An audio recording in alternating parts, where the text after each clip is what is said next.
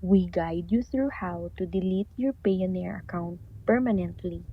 First, log into your Payoneer account using your email and password, and once inside, go to Settings menu, then click on Account Preferences.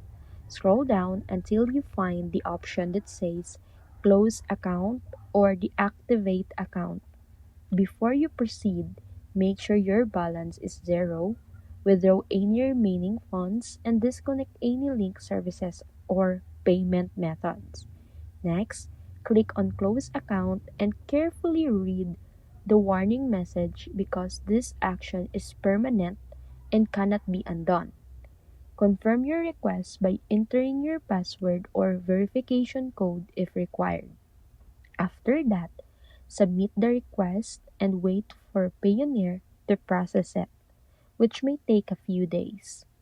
You may also receive an email confirmation asking you to verify the closure, so make sure to check your inbox. Once approved, your Payoneer account will permanently deleted.